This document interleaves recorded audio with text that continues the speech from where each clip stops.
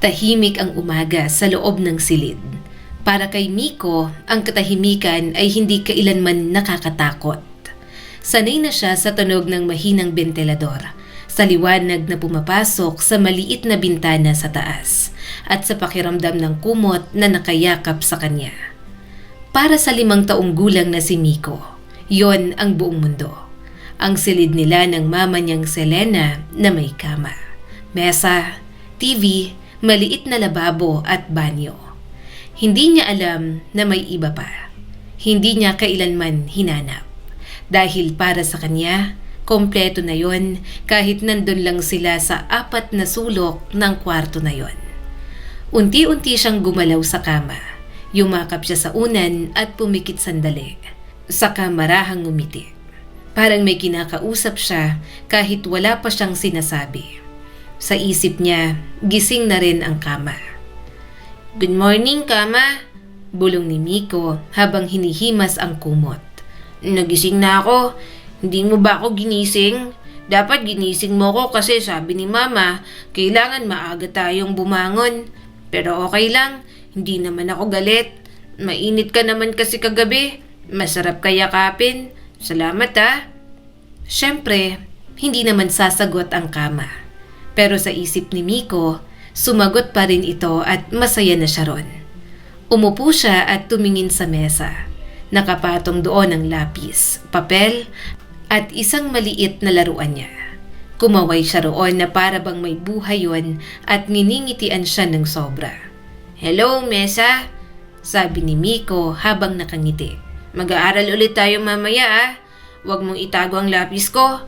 Minsan nawawala siya tapos hinahanap namin ni mama. Baka ikaw ang nagtatago. Pero okay lang, laro lang yon. Basta ibigay mo agad kapag kailangan ko." Tumayo si Miko sa kama at dahan-dahang bumaba. Maliit pa siya kaya kailangan niyang humawak sa gilid. Nang makababa, tumakbo siya papunta sa TV. Nakasabit yon sa may pader kaya nakatingala siya nang pinagmasdan niya ang itim na screen. "TV, gising ka na ba?" tanong ni Miko.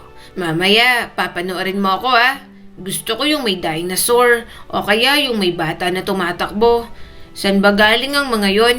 Sabi ni mama galing daw sa labas. Pero hindi ko pa nakita ang labas. Nandyan ba sila sa loob mo? Masaya ba sila dyan?" Napakunot ang noo ni Miko sa sariling tanong.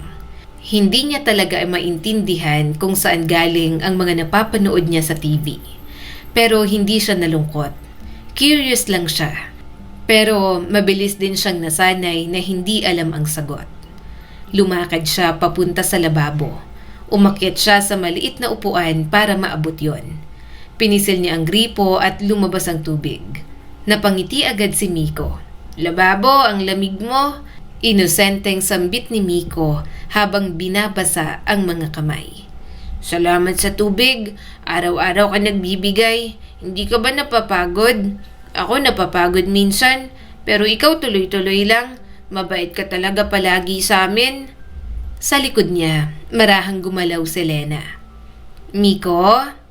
Lumingon si Miko at agad siyang ngumiti nang makita ang ina. Tumakbo siya at yumakap dito. "Mama ko, good morning." Masigla nitong bate. "Nagising na ako. Kinausap ko na si Kama. Sabi niya masarap daw tulog ko. Kinausap ko rin si Mesa. Hindi niya itatago ang lapis. Tapos si TV gusto niya raw dinosaur mamaya. Sila Babo naman malamig pa rin. Lahat sila gising na." Ang mga gamit doon ang naging kaibigan ni Miko. Wala siyang ibang nakakasalamuha, kaya ang munting isipan niya na lamang ang gumagawa ng maliit na kwento at ibang version ng kanyang mundo. Ngumiti si Selena at hinaplos ang buhok niya. Pero kapag tinititigan niya ang ina, nakikita niya ang lungkot sa mga mata nito. At kahit bata pa siya, nalalaman niya na agad na hindi yun magandang kombinasyon. Hindi niya alam kung talaga bang masaya o malungkot ang kanyang ina. "Good morning din anak," sagot ni Elena. "Ang aga mo na naman. Ready ka na bang mag-aral? Tuturuan ulit kitang magbilang. Kahapon hanggang 10 ka na. Baka ngayon kaya mo na hanggang 15. Gusto mo ba yon?" Tumango si Miko at masayang masaya. Opo, Mama. Gusto ko po magbilang. Tapos magsusulat din po tayo. Gusto ko gumawa ng M kasi Miko ako. Sabi mo kapag marunong ako magsulat, pwede ko na ilagay ang pangalan ko sa papel. Gusto ko po yun. Para kilala ko ng papel, Mama. Natawa si Lena ng mahina. Para kay Miko, sapat na ang papel para makilala siya. Hindi niya alam na may mas malaking mundo pa na naghihintay sa kanila. Hinaplos nito ang kanyang noo. Oo anak, magaling ka na. Kaunti pa matututo ka na. Proud si Mama sa'yo. Ikaw ang pinakamatalino para sa akin. Lumipas ang oras pagkatapos nilang kumain. Inilatag ni Lena ang papel at lapis sa mesa. Umupo si Miko, tuwid ang likod at parang seryosong estudyante na nakikinig sa nanay niya na tila isang guro. Sige anak, sambit ni Lena. Magbilang tayo. Ilang daliri ito? Isa, sagot ni Miko at ginaya ang daliri nito. Napangiti si Lena. Eto, dalawa. Tinuloy niya ang pagbibilang sa kamay. Isa, dalawa, tatlo, 4, 5, 8. Natawa agad si Lena. Anong 8? Bakit 8 agad? 6 muna. Humagikgik na lang din si Miko. Nakakalimutan niya kahit na ilang ulit nang itinuro sa kanya. Gayunpaman, palagi man nagkakamali, masayang masaya pa rin si Miko. Para sa kanya, parang laro lang ang lahat. Wala siyang iniisip na iba. Wala siyang hinahanap. Ang mundo niya ay simple at sapat lang para sa kanila. Wala siyang alam sa labas ng silid na yon. Ang mundo lang ni Miko na batid niya ay puno ng boses, imahinasyon at pagmamahal. At sa simpleng umagang yon, masaya na siya. Kompleto na ang pakiramdam niya dahil doon na siya namulat. Para sa isang 5 taong gulang na bata, hindi kailangang malaki ang mundo. Kailangan lang ay may mama, laro at may mga bagay na pwede niyang kausapin. Hapon na nang marinig ni Miko ang pamilyar na tunog. Narinig niya ang mahinang kalansing sa labas ng pinto. Para sa kanya, kakaiba ang tunog na yon. Alam niyang kapag narinig niya na yon, ibig sabihin darating ang kanyang papa na si Mang Rudy. Napalingon si Miko sa pinto. Nakaupo siya sa sahig at pinapatong-patong ang mga plastik na lalagyan na ginawa niyang parang tore. Nakausap na niya ang mga ito kanina. Sabi niya pa nga sa mga kaibigan niyang gamit lang naman, kailangang tumayo ng matibay ang mga ito. Lalagyan, huwag kang matumba, kausap ni Miko habang dahan-dahang inilalagay ang isa sa ibabaw. Kapag dumating si Papa, gusto ko ipakita sa kanya. Sasabihin ko na ako ang gumawa. Sasabihin ko na marunong na ako. Huwag ka gagalaw ha. Kasi kapag gumalaw ka, babagsak ka. Ayokong maging malungkot. Muling kumalansing ang pinto. Napangiti si Miko at tumayo siya kaagad. Mama? Masigla niyang tawag.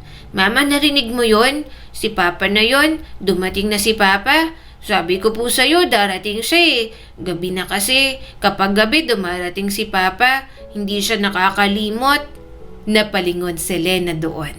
Napansin niya agad na bigla itong natahimik. Humigpit ang hawak sa tela na tinutupi nito. Naramdaman ni Miko ang kakaiba. Hindi niya maintindihan pero napansin niya na hindi agad ngumiti ang kanyang mama. Mama, hinawakan ni Miko ang braso nito. Hindi ka po ba masaya? Dumating na si Papa, may dala siya lagi, may pagkain, at minsan may laruan. Bakit hindi ka po nagsasalita? Maya-maya ay nakita niya naman ang maliit na ngiti ng ina. Kaya napangiti na lang din si Miko. Nang hinaplos nito ang ulo niya, agad nang nakampante ang bata. Napabuntong hininga si Lena. Masaya ko anak, dumating na si Papa mo. Maghanda ka na. Patiin mo siya. Sabihin mo na nag-aaral ka. Siguradong matutuwa siya. Tumango naman si Miko. Bumalik ang ngiti niya. Sa simpleng isip, masaya siya na ganoon ang mga magulang niya. Masaya ang kanyang maliit na pamilya. Ilang sandali pa, bumukas ang pinto. Pumasok si Mang Rudy na may bitbit na mga plastic bag. Kumislap ang mga mata ni Miko nang makita niya at malanghap ang mga dala ng ama. "Papa!" sigaw ni Miko habang tumatakbo. Dumating ka na po. Hinintay po kita. Naglaro lang po ako, gumawa ng tore, tinuruan ako ni Mama magbilang, hanggang 15 na po ang alam ko, Papa. Tingnan mo po magaling na ako. Napangiti si Mang Rudy habang inilapag ang mga dala. Talaga? Ang galing mo naman. Lumalaki ka na. Marunong ka na palang magbilang. Anong ginawa mo buong araw? Hindi ka ba ng gulo? Mabait ka ba kay mama mo? Tumango si Miko, sabay hawak sa kamay ni Mang Rudy. Oo naman, Papa. Mabait po kaya talaga ako. Kinausap ko si Mama. Ginausap ko rin si TV.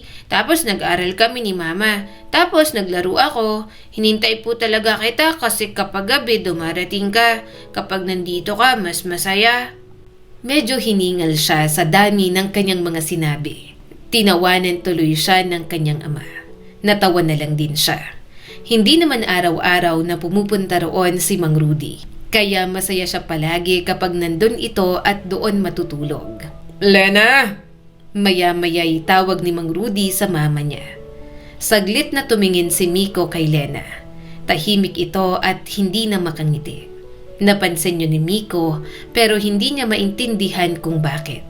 Parang hindi masaya ang kanyang ina na dumating si Mang Rudy. Tuluyan niyang ibinaling ang atensyon sa ina. Mama, tingnan mo may dala si Papa. Marami kaya baka hindi na po tayo mauubusan bago po siya makabalik ulit. Kakain po tayo mamaya Sabay po tayo kasi kompleto tayo. Tumango si Lena, ngunit hindi nagsalita ang mama niya. Mas lalong napansin yon ni Miko. Para sa kanya, kakaiba kapag tahimik ang mama niya. Lumapit si Mang Rudy sa mesa. Inilabas ang mga dalang delata, tinapay, gatas at ilang prutas. Nakatingin si Miko roon na parang may palabas na ipinapakita sa kanya. Papa, saad ni Miko habang nakatitig. Ang dami, ilang araw naman po ito. Kaya ba nito hanggang marami pang gabi? Hindi po ba tayo mauubusan? Mabait ka po talaga, lagi kang may dala. Ikaw ang nagbibigay sa amin. Ngumiti naman si Mang Rudy. Oo. Para sa inyo yan ang mama mo. Para may makain kayo. Para lumaki ka at para maging malakas ka. Tumalon si Miko sa tuwa at tumingin kay Lena. Mama, narinig mo? Lalakas ako, tapos tatangkad ako, tapos kaya ko nang abutin ang bintana. Gusto ko pong makita yung ilaw doon. Minsan may liwanag. Baka yun po labas. Gusto ko po makita. Biglang natahimik si Lena at naramdaman yon ni Miko. Para siyang may malamig na hangin sa dibdib. Hindi niya maintindihan kung bakit. Mama, mahina niyang sabi. Nandito si Papa Lumapit si Mang Rudy at hinawakan ang ulo ni Miko. Baka mainit ang ulo ng mama mo. Maglaro na lang tayo. Gusto mo ba? Tumango agad si Miko. Opo, Papa. Ipakita ko sa iyo yung tori ko. Ako ang gumawa. Huwag mo po hihipan kasi babagsak. Pinagpaguran ko po yan at kinakausap ko po sila para tumayo. Lumapit sila sa sahig. Pinanood ni Mang Rudy ang tore. Proud naman si Miko na tinitingnan yon ng kanyang ama. Gustong-gusto niya kapag nasa kanya at sa mga bagay na ginagawa niya ang atensyon ng kanyang mama at papa. Pakiramdam niya ay mahal na mahal siya ng mga ito. Hinila ni Miko si Mang Rudy. Papa, tingnan mo. Ito si Matapang. Ito si Malaki. Ito si Wag Matumba. Lahat sila kaibigan ko. Kapag wala ka po, sila ang kasama ko. Hindi ako nag-iisa. Ngumiti lang si Mang Rudy. Tinawag niya si Lena na nasa gilid. Mama, halika po. Laro tayo. Kumpleto tayo. Ako, ikaw, at si Papa. Lumapit si Lena at pilit na ngumiti. Umupo ito sa tabi nila. Sa isip ni Miko, normal lamang ang lahat. Dumating ang kanyang ama na may pagkain. Maglalaro sila, pagkatapos ay matutulog. Ganoon naman palagi. Pero hindi niya alam kung bakit mas tahimik si Lena kapag nandyan si Mang Rudy. Hindi niya alam kung bakit parang may mabigat. Hindi niya alam kung bakit hindi masyadong nagsasalita si Lena. Pero sa simpleng mundo ni Miko, hindi mahalaga yon. Basta nandun si Mang Rudy, wala na siyang masyadong iniisip. Matutulog ito mamaya at kapag nandun ito, pakiramdam niya'y kumpleto ang mundo. Subalit minsan, hindi niya na rin mapigilang ma-curious sa mga bagay-bagay. Isang umaga, nang buksan ni Lena ang TV. Para kay Miko, parang may magic lagi kapag bumubukas ang screen. Biglang may mga tao, mga kulay at mga boses. Hindi niya alam kung saan galing, pero pakiramdam niya may maliit na mundo sa loob ng TV. Umupo si Miko sa sahig habang yakap ang tuhod. Nakatingin siya sa palabas. May batang lalaki doon na nasa gitna ng isang party. May mga lobo, maraming tao, at may mesa na puno ng pagkain. Tumawa si Miko habang pinapanood. "Mama!" Masigla niyang tawag habang hindi inaalis ang tingin sa TV. "Tingnan mo, may bata oh, parang ako siya. May hawak siyang lobo, may cake na may kandila, maraming tao. Bakit ang dami nila? Birthday ba niya? Ganun po ba kapag birthday?"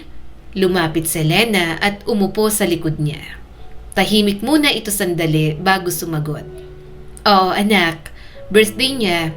Kapag birthday, may cake at mga bisita kung maghahanda. Nagsiselebrate sila, nagbibigay ng regalo, masaya sila." Napakunot ang noo ni Miko. Hindi niya inalis ang tingin sa TV. "Mama, may bisita sila. Maraming bata. Nandito ba sila? Kasya ba sila sa TV? Bakit hindi sila pumupunta dito? Gusto ko rin po na may kalaro. Gusto ko rin may mga lobo. Pwede po ba yon?" Hindi agad sumagot ang kanyang ina. "Mama," dagdag pa ni Miko ng mas mahinahon, "kapag birthday ko ba may pupunta? May bisita? May bata? Maglalaro kami? Hindi pa ako nakakakita ng ibang bata. Gusto ko po makita kung paano sila magsalita. Pareho ba kami?" Napabuntong hininga si Lena. "Pwede tayong magpabili ng cake sa papa mo. Maghahanda tayo sa birthday mo. Kakanta tayo. Masaya pa rin naman kahit tayo lang." Tumango si Miko. Pero may bakas ng pag-iisip sa mukha niya. Simple lang ang isip niya, pero may nararamdaman siyang kakaiba. Lumipas ang mga araw, sumapit na ang kanyang birthday. Nagpabili na nga ang kanyang ina kay Mang Rudy. "Mama," sabi ni Miko habang nakatitig sa cake, "birthday ko ba ngayon? May cake na katulad sa TV? Hihipan ko po ba yung kandila? Pwede ba ako mag-wish? Anong wish ko?" Bahagyang natawa si Lena. "Oo anak, birthday mo na. 5 taon ka na. Malaki ka na. Pwede ka mag-wish. Isipin mo lang kung ano ang nasa puso mo." Napangiti si Miko. Natuwa siya pero may tanong pa rin sa isip niya. "Mama, nasaan ang mga bisita? Wala pa sila. Hindi ba sila darating? Sabi sa TV maraming tao. Bakit po tayo lang? Hindi ba nila alam na birthday ko? Hindi ba sila kaibigan ko?" Hindi agad nakasagot si Lena. Para kay Miko, napansin niyang tahimik ang mama niya ulit. Kapag tahimik ito, pakiramdam niya may mabigat. Ngumuso na lang si Miko. "Okay lang po mama, kahit tayo lang. Ikaw naman ang kalaro ko. Si Papa po mamaya darating, kompleto na. Pero gusto ko sana makitang ibang bata. Gusto ko malaman kung paano po sila tumawa at maglaro." Maya-maya, tinapat na ni Lena ang cake sa kanya. Napapalakpak siya habang kinakantahan ng kanyang ina. Napangiti si Miko at pumikit. Wish ko po. Gusto ko makakita ng ibang bata. Gusto ko po na may kalaro. Pero kahit wala po, okay lang." Lumipas ang gabi, natulog si Miko sa kama katabi ng kanyang ina. Tahimik ang silid, ngunit nagising siya sa gitna ng gabi. Madilim at hindi na siya makatulog. Kaya iniwan niya ang natutulog na si Lena at binuksan ang TV. Umupo si Miko habang kinukusot ang mata.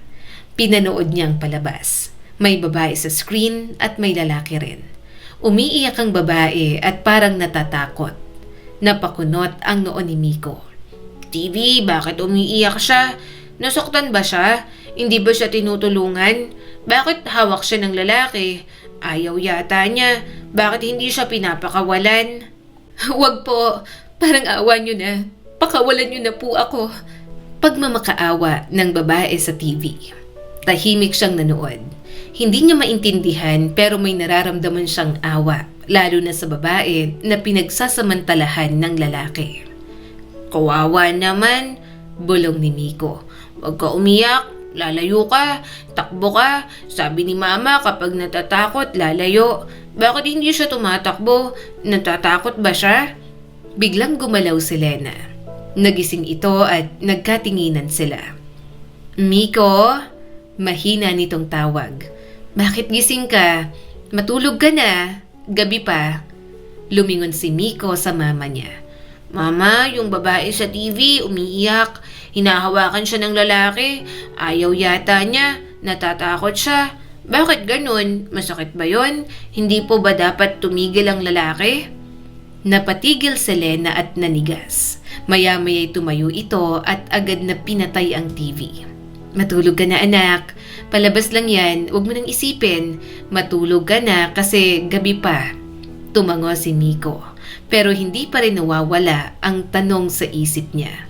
Mama? Bulong niya habang humihiga sa kama. Kawawa siya. Ayoko siyang umiiyak.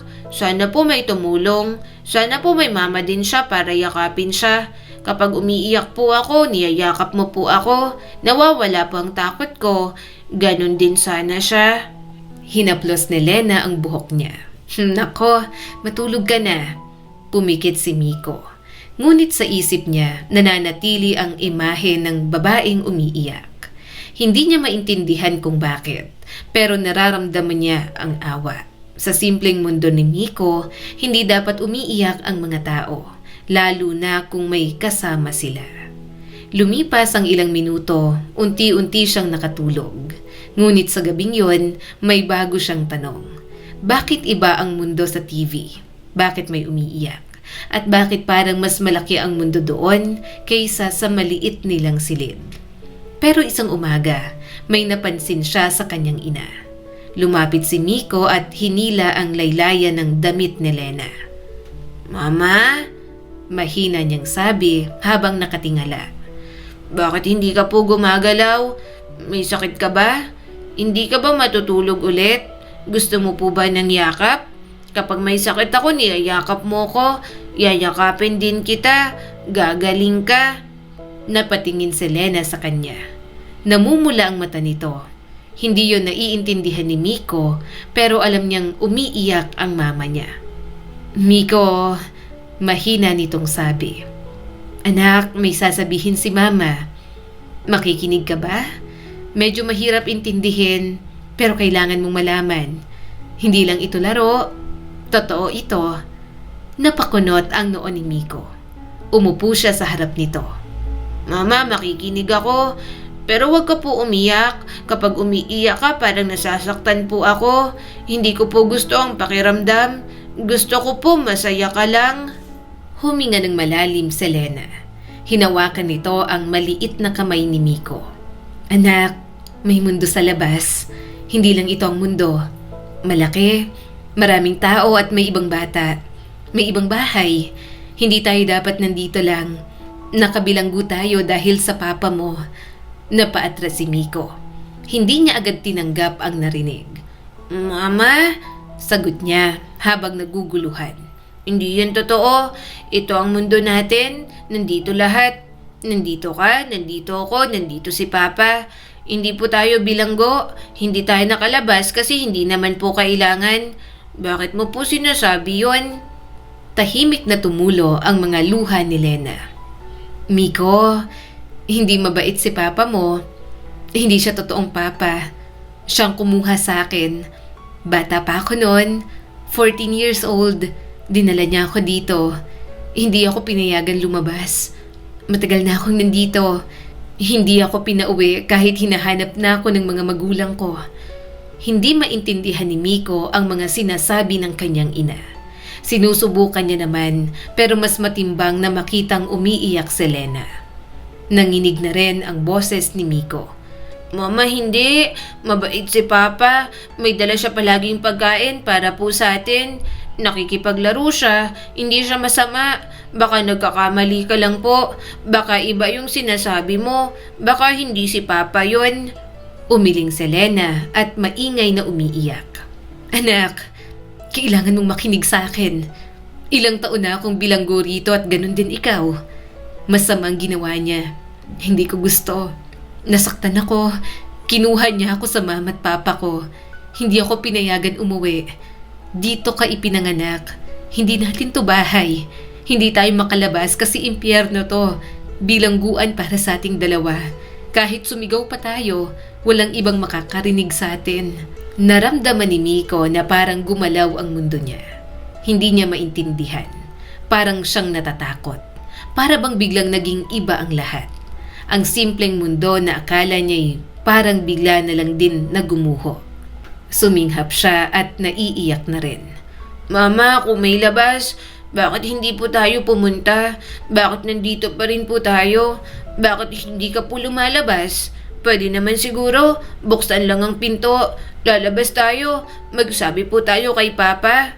Mas lalong naluha si Lena at hinaplos ang buhok ng anak. Anak, Miko, hindi mo pa ako naiintindihan. Kailangan mong malaman na hindi tayo pwedeng lumabas. Nakakandado yon. Hindi niya tayo pinapalabas. Natatakot ako. Matagal na hindi ko alam kung paano. Pero gusto kong makalabas. Gusto kong makita ulit yung mundong inagaw sa akin, anak. Hindi pa rin maintindihan ni Miko. Pero nakita niya ang luha ng mama niya. Doon siya natakot. Hindi sa sinabi, kundi sa sakit na nararamdaman ng mama niya. Mama, sabi ni Miko at pinunasan ang mga luha nito. Huwag ka umiyak. Kung ayaw mo dito, aalis tayo. Ako ang kasama mo. Kahit san mama, hindi kita iiwan. Kapag natatakot ka, hawak lang kita. Hinila siya ni Lena at niyakap ng mahigpit.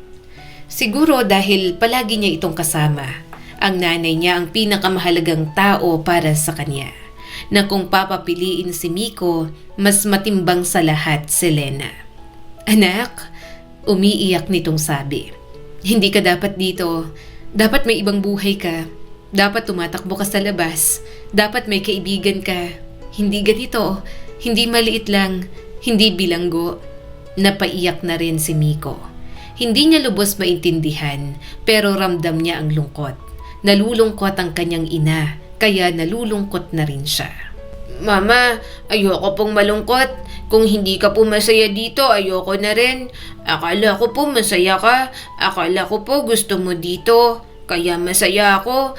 Pero kung hindi pala, gusto ko rin lumabas. Kahit hindi ko alam, basta kasama kita. Miko, bulong niya. Masama si Mang Rudy. Ang papa mo masama siya. Hindi siya mabait. Pinilit niya ako. Hindi ko gusto lahat ng to. Natatakot ako tuwing dumarating siya. Tahimik lang ako kasi nandito ka. Pinoprotektahan kita. Napahigpit ang yakap ni Miko. Mama, hindi ko po alam lahat. Pero ayoko may nananakit sa'yo. Kapag nandyan si Papa, tahimik ka. Ngayon alam ko na po kung bakit. Hindi pala masaya. Akala ko normal lang. Hindi pala. Sa sandaling yon, unti-unting nagbago ang mundo ni Miko. Hindi pa niya nauunawaan ang lahat. Hindi niya lubos matanggap, pero alam niya, hindi masaya ang mama niya. At kung hindi masaya si Lena, ibig sabihin may mali sa mundong kinalakihan niya. At sa unang pagkakataon, naisip ni Miko na baka hindi mabait si Mang Rudy. Hindi niya sigurado, pero nakita niya ang luha ng mama niya. At yon ang pinakatotoo para sa kanya. Para sa kanya, kapag mabilis ang tibok, ibig sabihin natatakot. Nararamdaman niyang natatakot si Lena. Tahimik ang silid matapos ang pag-iyak nila. Yakap pa rin ni Miko si Lena. Ramdam niya ang mabilis na tibok ng puso ng mama niya. Hindi niya alam kung bakit ganon. Mama, mahina niyang usal habang nakasiksik sa dibdib nito. Huwag ka na umiyak, nandito po ako. Hindi po kita iiwan. Kahit maliit lang, dito lang, okay lang po. Hindi naman po ako nahihirapan. Kaya ko naman po dito. Huminga ng malalim si Elena. Dahan-dahan itong hinaplos ang buhok niya. Anak, makikinig ka ba ulit? May plano si Mama para makalabas tayo. Hindi madali pero kailangan nating gawin. Hindi tayo pwedeng manatili dito habang buhay. Napaatras si Miko. Agad siyang napailing. Mama, ayoko po. Huwag na tayong lumabas. Ligtas dito. Kilala ko lahat. Kilala ko si Kama. Kilala ko si Mesa. Kilala ko si TV. Sa labas hindi ko sila kilala. Baka mawala ako. Umupo si Lena sa sahig at tumingin sa mata ni Miko. Makinig ka. Mas maganda ang mundo sa labas kaysa dito, anak. At yun ang gusto kong maranasan mo. Ngayon, magpanggap ka na may sakit. Kapag dumating si Mang Rudy, sasabihin natin na may lagnat ka. Kailangan kang dalhin sa labas. Doon tayo makakatakas. Napalunok si Miko. Hindi niya maintindihan yon. Mama, magpapanggap po ako? Ibig sabihin magsisinungaling? Hindi ba sabi mo po bawal magsinungaling? Kapag nagsinungaling masama, ayokong maging masama. Natahimik si Elena at napapikit sandali. Anak, hindi ito masamang kasinungalingan. Para ito makalabas tayo. Para hindi na tayo maging bilanggo rito. Para magkaroon ka ng tunay na mundo. Para maging malaya na tayo. Napailing si Miko at nagsimula ng maiyak. Ano ba naman kasing aasahan sa isang 5 taon na katulad niya? Takot siya sa lahat ng pwedeng mangyari. Lalo na kung hindi niya naman nauunawaan. Ayoko, Mama, sabi niya habang umiiyak. Natatakot po ako. Baka magalit si Papa. Baka mapagalitan tayo. Baka hindi na siya magdala ng pagkain. Baka magalit siya sa'yo. Ayoko pong mangyari yon. Lumapit si Elena at hinawakan ang balikat niya. Miko, makinig ka. Hindi siya mabait. Natatakot ako sa kanya. Gusto kong makalabas. Gusto kitang iligtas. Hindi ka dapat dito lumaki. Hindi ganito ang buhay. Napakurap si Miko. Hindi niya alam kung ano ang tama. Para sa kanya, mas ligtas ang silid na yon. Yun lang ang alam niya. Magkasama tayo, bulong ni Lena. Hindi kita iiwan, pero kailangan nating gawin to. Magtiwala ka kay Mama. Lumipas ang mga araw, naghanda na nga si Lena para makatakas sila. Inilatag ni Lena ang kumot sa sahig. Umupo ito sa tabi ni Miko. Practice tayo, sabi ni Lena. Humiga ka kunwari may sakit ka. Hinga ka ng mabagal. Pumikit ka at huwag ka masyadong gumalaw. Napakunot ang noo ni Miko. Humiga siya pero kinakabahan. Mama, ganito ba? Hindi po ako gagalaw? Hinaplos ni Lena ang noo niya. Magaling, ganyan lang. Hinga ka ng mabagal. Kunwari nahihirapan ka. Para paniwalaan niya. Kapag sinabi kong may sakit ka, siguradong ikaw lang ang kukunin niya para mapatingnan. Nagawa ko na din to dati pero wala siyang pakialam. Kahit yata mamatay ako dito, basta wag lang akong magkaroon ng chance na tumakas. Sinubukan ni Miko. Huminga siya ng mabagal, ngunit nanginginig siya sa kaba. Mama, kapag ginawa ko to makakalabas tayo. Totoo bang may labas? May ibang bata? Oo, Miko, totoo. Hindi ka na magiging bilanggo rito. Makakatakbo ka na, makakakita ka ng iba. Napapikit si Miko. Sa isip niya, parang mahirap isipin. Pero gusto niyang makita kung bakit umiiyak ang mama niya at gustong makabalik sa mundong yon. Lumipas ang mga araw. Araw-araw, pinapractice siya ni Lena. Gumagawa rin ito ng paraan para magmukha siyang mainit at maputlang maputla. Sa isip ni Miko, hindi pa rin niya lubos na naiintindihan. Pero alam niya na natatakot si Lena. At kung may paraan para hindi na ito matakot, gagawin niya. Kahit kailangan niyang magsinungaling, kahit kailangan niyang magpanggap, kahit kailangan niyang iwan ang maliit na mundong nakasanayan niya. Maagang nagising si Miko. Hindi pa maliwanag sa loob ng silid, pero ramdam niya ang kakaibang galaw ng mama niya. Hindi yon katulad ng ibang araw. Tahimik si Lena pero mabilis ang kilos. Parang may hinahabol at parang may inihahanda. Umupo si Miko sa kama at hinimas ang kumot. Kinakausap niya na lang yon para pakalmahin ang sarili. Kumot, Bulong niya habang nanginginig ang boses. ngayon, gagamitin ka namin. Tatakpan mo ko. Huwag mo akong iiwan. Madilim daw sa loob mo. Natatakot ako. Pero sabi ni Mama, kailangan. Tulungan mo ko, ha? Lumapit si Lena sa kanya. Namumula ang mata nito habang hawak ang maliit na bag. Miko, mahina niyang sabi. Anak, tandaan mo, eto ang bag. May sulat dito. May pangalan, ibibigay mo sa lolo at lola mo o sa mga pulis. Kapag may mabait na tao, ipakita mo, wag mo tong bibitawan. Tiningnan ni Miko ang bag. Maliit lang yon. Hindi niya alam kung sino ang lolo at lola. Pero nakita niya ang seryosong mukha ni Lena. Mama, Mahina niyang sabi. hindi ko sila kilala. Paano ko sila hahanapin? Paano kung mawala ako? Paano kung hindi ko po makita? Natatakot ako. Hinawakan ni Lena ang mukha niya. Makikinig ka. Basta lumayo ka kay Mang Rudy. Hanapin mo ang mga tao. Sabihin mo ang pangalan ko. Ibigay mo ang sulat. Tutulungan ka nila. Nagsimula ng manginig si Miko. Hindi siya sanay para sa kanya. Napakalaki ng gagawin niya. Mama, ayoko pong iwan ka. Sama ka. Sabay tayo. Hawak kita. Huwag mo ako palabasin mag-isa. Hindi ko po kaya. Napaiyak si Lena at niyakap siya ng mahigpit. Gusto ko sumama, pero hindi pwede. Hindi niya ako papayagan. Ikaw muna, ikaw ang lalabas. Iligtas mo ang sarili mo, tapos iligtas mo ako.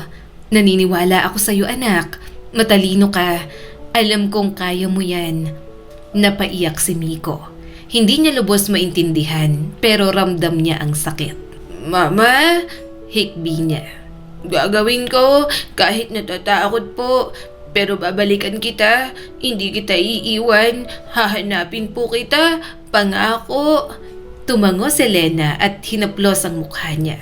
Dahan-dahan na pinahiga si Miko sa sahig ng mama niya. Magpanggap ka, sabi ni Lena. Mainit ka, huminga ng mabagal, huwag kang gagalaw. Pumikit si Miko. Huminga siya ng mabagal, gaya ng gusto ng kanyang ina. Nanginginig ang katawan niya, hindi na lang sa pagpapanggap na may sakit, kundi sa kaba. Mama, Bulong niya. natatakot ako. Parang totoong may sakit. Parang hindi ako makahinga. Hawakan mong kamay ko. Hinawakan ni Lena ang kamay niya. Nanginginig din yon. Ilang sandali pa ay dumating ang tunog ng pinto. Kumalansing at pumasok si Mang Rudy. Anong nangyari? Boses ni Mang Rudy. Nagpanggap si Lena na natataranta. May sakit si Miko. Mabilis nitong sabi. Mainit siya. Kailangan nating dalhin sa ospital. Ngayon na, baka ko anong mangyari? Tahimik lang si Miko. Kalmado siyang pumikit. Naririnig niya ang tibok ng puso na labis na kinakabahan. Hindi kailangan. Sagot ni Mang Rudy. Bibigyan lang ng gamot. Gagaling yan. Umiyak si Lena. Hindi normal. Tingnan mo, sobrang init niya. Isang linggo na. Hindi na siya sumasagot kapag tinatawag ko. Kailangan na siyang dalhin sa ospital. Natatakot ako. Ayokong mawala ang anak ko. Nararamdaman ni Miko ang tensyon. Natatakot siya pero hindi siya gumalaw. Napabuntong hininga si Mang Rudy. Sige, ako na ang magdadala. Binuhat siya ng kanyang ama. Binalot siya sa kumot kaya naging madilim. Kumot? Bulong ni Miko sa isip. Huwag mo ako iwan. Madilim. Hindi ko makita si Mama. Natatakot ako. Narinig niya ang pinto. Maraming kandado. 1, 2, 3, sunod-sunod.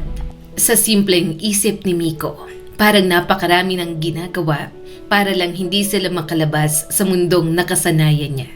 Naisip niya na tama ang kanyang ina. Ang dami pala. Totoo nga na mga bilanggo sila ni Mang Rudy. Binuhat siya palabas. Ramdam niya ang galaw. Muntik na siyang mapadilat sa hangin na nadama. Inilapag siya saglit. Narinig niya ang pagbukas ng sasakyan. Maya-maya ay binuhat ulit siya. Umandar ang sasakyan.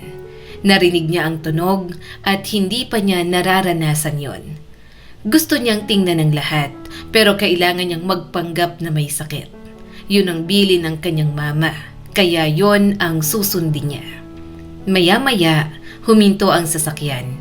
Narinig niya ang boses sa labas. Nasa ospital na tayo, anak. Sabi ni Mang Rudy. Biglang may tumawag. Rudy! Sigaw ng isang lalaki. Narinig ni Miko na bumaba si Mang Rudy. Naiwang bukas ang pinto. Tahimik na ulit at wala siyang naririnig. Naramdaman ni Miko ang pagkakataon. Dahan-dahan siyang gumalaw. Lumabas siya sa kumot at napanganga siya nang makitang maliwanag. Nasilaw siya at agad na napapikit. Mama, Bulong niya. ang liwanag. Totoo pala. Lumabas siya ng sasakyan. Nanginginig ang tuhod niya sa sobrang kaba ng mga bagong nakikita niya. Nakita niya ang malaking bagay. Mga tao, gusali, sasakyan. Natatakot ako. Bulong niya. Ang laki, hindi ko alam saan pupunta. May truck ng gulay na paalis. Tumakbo siya roon at sumampas sa likod. Sumiksik siya lalo nang makitang pabalik na si Mang Rudy sa sasakyan nito. Nakahinga lang siya ng maluwag nang mabilis na ang patakbo ng truck. Humahangin na ng malakas at medyo malamig. Totoong hangin at hindi galing sa aircon o electric fan lang. Hangin? Bulong niya. Ikaw bang sinabi ni Mama? Ang lamig mo. Totoo ka pala. Binuksan niya ang kumot. Nasilaw ulit siya at nakita ang langit. Ang laki. Usal ni Miko habang tinataas ang kamay. Ang laki ng langit. Pagkatapos ng ilang oras, huminto ang truck. Biglang nabawasan ang hangin. Naramdaman ni Miko na tumigil ang mundo na gumagalaw. Sumilip siya sa gilid ng kumot. Nakita niya ang maraming tao. Iba-iba ang boses. May sumisigaw at tumatawa. Para sa kanya, parang sabay-sabay nagsasalita ang buong mundo. Mahigpit niyang hinawakan ang bag. Nanginginig ang kanyang kamay. Bag? Bulong niya sa bag habang nakasiksik sa gilid ng truck. Huwag ka mahulog. Ikaw lang ang dala ko. Sabi ni Mama, ikaw ang pinaka-importante. Kapag nawala ka, hindi ko na alam saan pupunta. Sama ka sa akin. Tumayo siya ng dahan-dahan. Sumilip siya at nakita niya ang maraming gulay. May amoy na hindi niya kilala. May mga tao na dumadaan. Mama, bulong ni Miko. Ang dami, ang ingay. Hindi ko kilala lahat. Natatakot ako. Gusto ko bumalik sa maliit. Pero sabi mo kailangan lumabas. Nandito na ako.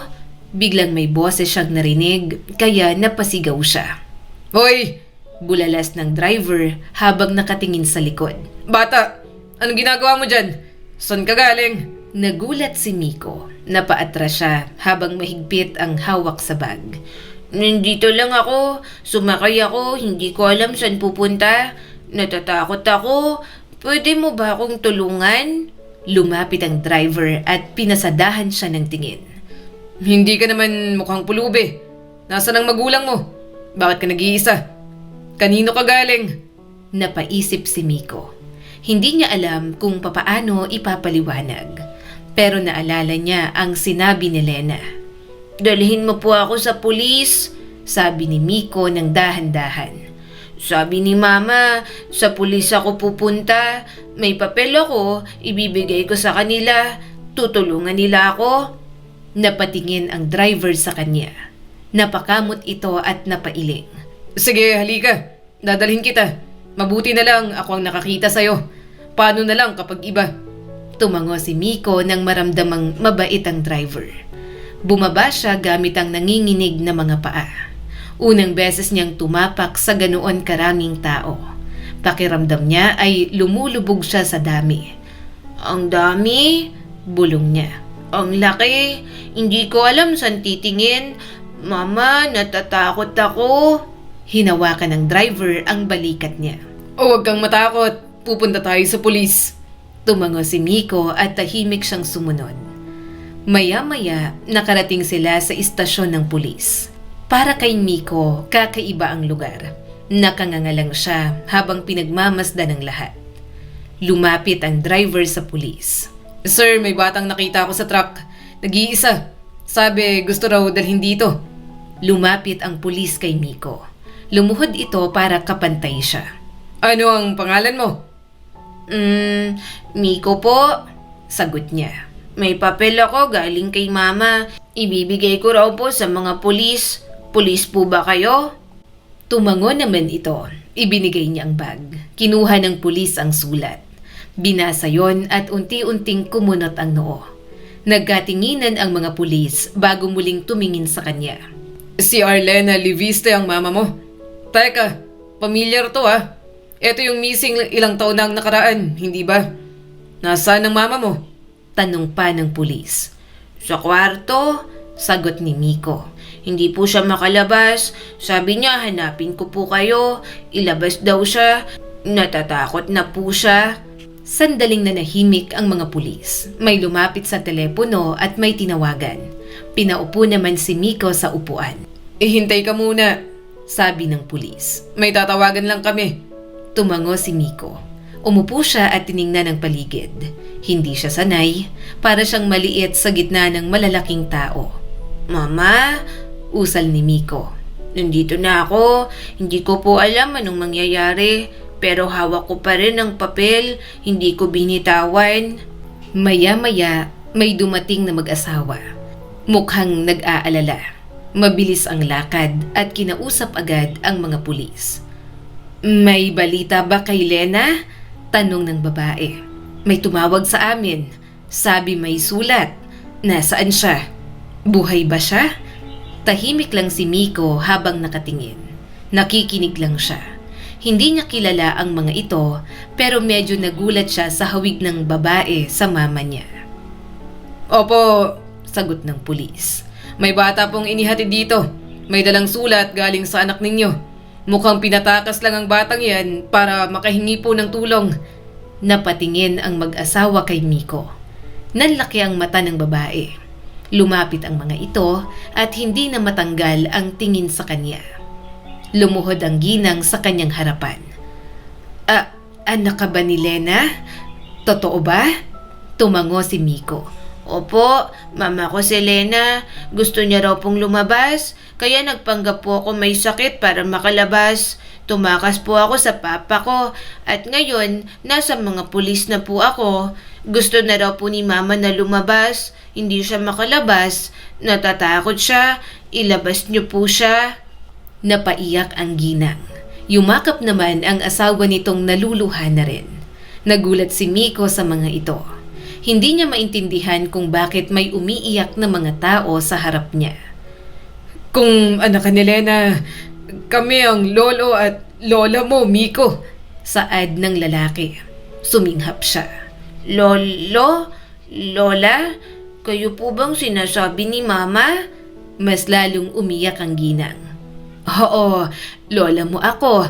Anak namin si Lena. Ikaw ang apo namin. Napangiti ng bahagya si Miko. May lolo at lola po pala ako. Totoo palang sinasabi ni mama. Hindi lang mama, ang dami pala. Ngunit biglang nagsalita ang pulis. Kinuha po ang anak ninyo ni Rodolfo Sanchez o kilala sa tawag na Mang Rudy. Sabi sa sulat, kilala niyo raw po si Mang Rudy ang kumuha sa kanya at matagal nang bilanggo sa isang lumang bahay sa isang burol. Papa ko si Mang Rudy. Inosente niyang sabi. Siyang nagdala po sa akin sa labas. Mabait siya minsan. May dalang pagkain kapag pupunta sa kwarto namin ni mama. Kaya lang umiiyak na si mama dahil sa kanya. Kaya lalabas na raw po kami. Muling umiyak ang lola niya. Napatakip ito ng bibig at sunod-sunod na napailing. Para bang may hindi matanggap. Hindi. Nandidiring sabi ng lola niya. Huwag mo siyang tawaging papa mo. Masama siya. Siya ang kumuha sa anak namin. Nanatiling inosente si Miko. Alam niya na yon. Nakwento na ng mama niya. Gayunpaman, hindi niya pa rin alam kung gaano kabigat lahat para sa kanyang ina at sa mga taong nagmamahal kay Lena. Lolo, Mahina niyang sabi. huwag ka magalit. Papa ko siya, pero sabi ni Mama, masama rin naman po siya. Hindi ko alam, pero gusto ko po ilabas si Mama kasi mas mahal ko po si Mama. Napayuko ang lolo niya na nanginginig sa galit. Iuwi natin si mama mo. Tumango si Miko at niyakap niya ang bag. Nakahinga na siya ng maluwag doon. Ang mahalaga lang sa kanya, natupad at nasunod niya ang mga sinabi ni Lena. Maghihintay na lang siyang makalabas ang kanyang mama katulad niya. Pagkatapos ng ilang oras sa station, tahimik si Miko sa loob ng sasakyan. Nakaupo siya sa pagitan ng lola at lolo niya. Hawak pa rin niya ang maliit na bag. Para sa kanya, yon ang parang natitirang piraso ng mundo niya. Hindi niya binibitawan kahit sinasabi ng lola niya na ilapag muna. Ayaw niya. Lola, Mahina niyang sabi habang nakatingin sa bintana. saan tayo pupunta? Dun po ba sa bahay ninyo? Malaki po ba? Maraming kwarto? Pwede ba ako sa maliit lang? Natatakot ako kapag malaki. Hinawakan ng lola niya ang kanyang kamay. Oo, apo, uuwi tayo sa bahay. Malaki ang bahay namin, pero huwag kang matakot. Nandun kami at mga kasambahay natin. Hindi ka nag-iisa. Kasama mo kami. Napakunot ang noo ni Miko. Hindi siya sanay sa salitang malaki. Para sa kanya, ang maliit ay ligtas para sa kanya. Pagdating nila sa bahay, nanlaki ang mata ni Miko. May hagdan, mga pinto at maraming bintana. Para sa kanya, parang napakalaki ng mundo ulit. Lola, Bulong niya habang nakatayo sa may pintuan. ang laki. Ngumiti ang lola niya at hinawakan siya. Halika, ipapakita ko ang magiging kwarto mo. Naglakad sila at dumaan sila sa sala. Sa kusina, sa hagdan, lalong natakot si Miko. Lola, Sabi niya habang kumakapit sa damit nito. ang dami. May iba pang kwarto. May taas pa. May baba pa. Paano ko po maaalala? Kapag nagising ako, baka hindi ko kayo makita. Yumuko ang lola niya at niyakap siya. Hindi ka nag-iisa. Nandito lang kami. Umupo si Miko sa sulok habang yakap ang bag. Hindi niya alam kung bakit yon ang kanyang nararamdaman. Hindi siya sanay sa lugar na ganoon. Lola, Bulong niya. nasan si Mama? Bakit hindi pa po siya dumarating? Sabi po ninyo, ilalabas po ninyo siya. Gusto ko po siya. Natatakot po ako dito kapag wala siya.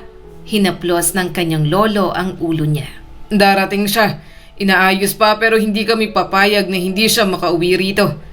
Lumipas ang 2 araw. Tahimik lang si Miko. Hindi siya masyadong gumagalaw. Ang mga kasama niya palagi lang nagtataka.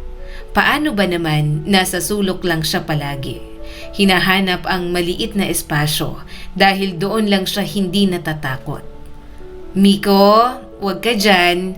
Hinila siya ng kasambahay na si Manang Fe. Hindi ko alam kung ano ang pinagdaanan mo, pero gusto ko na mapanatag ka. Ligtas ka na rito. Mas ligtas sa buhay na nakasanayan mo. Kaya halika, pumunta ka na ng dining area at kumain. 3 araw nang dumating na si Lena. Pagkarinig pa lang ng boses, tumayo na siya agad. Tumakbo palabas at sinalubong ang mama niya. Ang tanging taong magpapakalma ng lahat sa kanya kahit nasa ang lupalop man siya ng mundo. Mama, Sigaw ni Miko. Pero huminto siya at nanlaki ang mga mata sa gulat. Nakita niya si Lena. May mga pasa sa mukha at namamaga ang mga labi. Mama, Mahina niyang sabi. nasaktan ka? Sino pong gumawa? Masakit ba? Bakit may pasa? Lumuhod si Lena at umiiyak na yumakap sa kanya. Si Mang Rudy, sinaktan niya ako kasi naisip niya na plano ko lahat. Muntik na akong mamatay. Muntik na. Salamat anak. Salamat at ginawa mo lahat ng utos ko. Malaya na tayong dalawa. Biglang umiyak si Miko. Ang iyak ng kanyang mama ang tanging kahinaan niya. Mama, sabi ko masama siya. Nasaktan ka. Ayoko, wag na po tayong bumalik ha. Hindi ko na po papasi Mang Rudy. Dito na lang po tayo magkasama. Hindi ka na po masasaktan. Mahal kita, bulong ni Lena. Salamat at ligtas ka. Nang 3 araw ka nang hindi makita ni Mang Rudy, nag-alala na ako na baka may nangyaring masama sa'yo. Sinugal ko ang buhay mo kahit bata ka pa. Pero matalino ka anak. Sinunod mo lahat ng gusto ko. Umiiyak pa rin si Miko habang hinahawakan niya ang mukha ni Lena. Naninikip ang kanyang dibdib. Ayaw niyang nasasaktan at umiiyak ang mama niya. Lumapit ang lola niya. Anak, please, kailangan nating dumiretso sa ospital. Sinabi namin na okay ang anak mo dito. Sarili mo naman ang isipin mo. Napahigpit ang hawak ni Miko. Mama, Lumuhod ulit si Lena sa harap niya. Sandali lang, babalik ako anak. Pangako, kailangan lang magpagaling ni Mama. Umiling si Miko at humihikbi na. Mama, sasama po ako. Huwag ka nang umalis. Dito ka na lang po. Babantayan kita. Hindi ko na masasaktan. Ayokong mawala kayo ulit. Hinawakan ni Lena ang kamay niya. Babalik ako. Ano ka ba? Magpapagaling lang ako. Huwag kang matakot dito anak. Dito ako nakatira noon. Dito ako ligtas. Dito ang mundo ko. Medyo napanatag ang kalooban ni Miko roon. Siguro, hindi sa laki ng bahay siya natatakot, kundi sa katotohanang wala ang mama niya sa kanyang mundo. Dahan-dahang kinuha siya ni Manang Fe. Umalis si Lena kasama ang lolo at lola niya. Mama, Sigaw ni Miko. bumalik ka. Hintayin kita. Huwag ka pong magtatagal. Pinunasan ni Manang Fe ang mga luha niya. Huwag kang mag-alala Miko. Magpapagaling lang ang mama mo. Babalik din siya. Kita mo naman, mahal na mahal ka ng mama mo. Tahimik lang si Miko sa sulok ng sala kinabukasan. Yakap niya ang tuhod. Nakaharap siya sa maliit na mesa. Para sa kanya, parang may kausap siya. Hindi siya natatakot kapag ganoon. Kapag tahimik, mas naririnig niya ang mga boses ng mga gamit. Para sa kanya, totoo yun. Yun ang mundo na nakasanayan niya. Hello? Bulong niya sa mesa. Ako si Miko. Huwag kang matakot. Dito lang ako. Wala si Mama pero nandito ka naman. Pwede kitang kausapin? Lumapit si Manang Fe mula sa kusina. Nakita siya nito na nakikipag-usap sa mesa. Miko, kanino ka nakikipag-usap? May kausap ka ba? May kaibigan ka ba dyan? May kausap ka bang iba? Tumingin si Miko kay Manang Fe. Kay Mesa, Manang, kaibigan ko siya. Nakikinig siya sa akin. Hindi niya rin ako sinisigawan. Hindi siya nananakit at mabait siya sa akin. Napangiti si Manang Fe pero halatang nagtataka. Miko, ikaw talaga. Hindi nagsasalita ang Mesa. Gamit lang siya. Kahoy lang yan.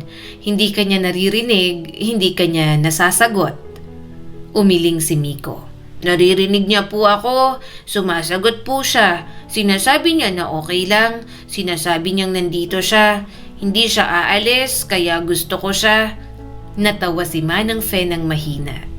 Hay, nakung bata ka. Parang noon lang mama mo lang ang inaalagaan ko. Ngayon, may anak na siya.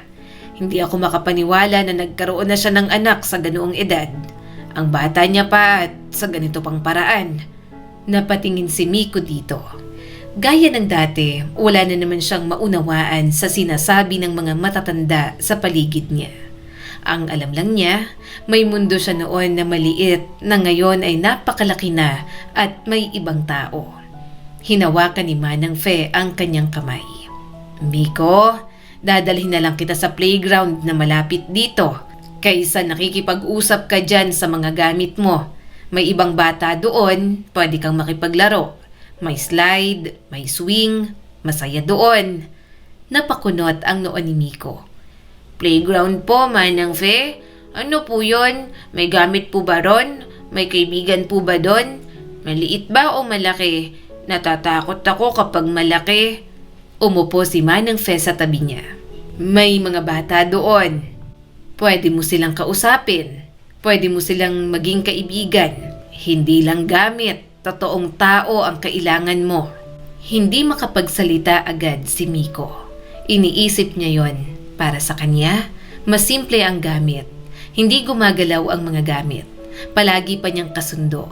Magiging mabait ba ang ibang bata sa kanya? Hindi niya alam. Gayunpaman, kailangan niyang tanggapin na nasa ibang mundo na siya.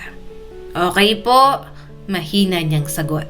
Sasama ako pero hawakan mo po ako. Huwag mo po akong iiwan. Kapag marami natatakot ako. Kapag maingay natatakot din po ako. Tumango si Manang Fe at hinaplos ang kanyang buhok. Huwag kang mag-alala. Hindi kita iiwan. Sandali lang tayo. Saka bata ka kaya kailangan mong maglaro. Hindi kita maiiwan kasi baka malagot ako sa mama mo, pati na rin sa lola mo. Lumabas na nga sila.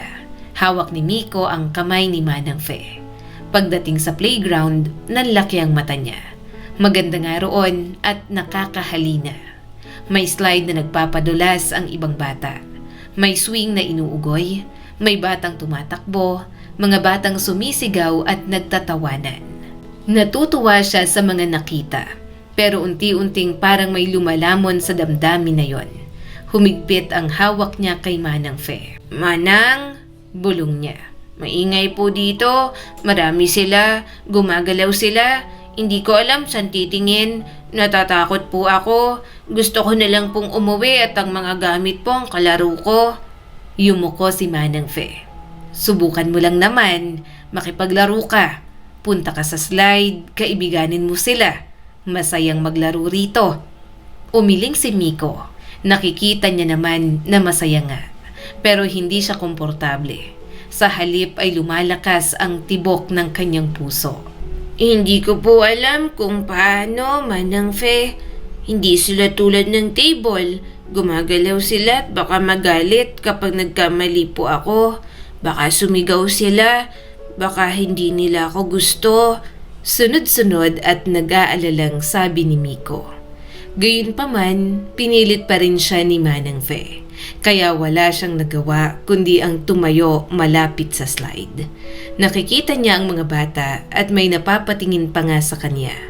Pero hindi niya kinausap. Sa halip, mas kinausap niya pa nga ang poste ng swing. Hello, bulong ni Miko. Pwede ba kitang maging kaibigan? Tahimik ka at gusto ko kasi ng mga tahimik lang. Hindi ka sumisigaw, pwede kitang kausap, mas okay ka. Napatingin si Manang Fe sa kanya at halatang nag-aalala. Miko, bakit mo ba kinakausap yan? Hindi buhay ang swing, hindi siya kaibigan. Yung mga bata ang kausapin mo. Tingnan mo sila, tawagin mo sila. Umiling si Miko. Mas gusto ko to, tahimik siya, hindi ako natatakot, hindi siya tatawa, hindi siya aalis. Napabuntong hininga si Manang Fe. Tiningnan niya naman ang matanda na para bang problemado sa kanya. Pero para sa kanya, wala namang problema kung makipag-usap sa mga gamit. Dinala na lang siya ni Manang Fe sa gilid. Napangiti siya nang binili siya nito ng ice cream.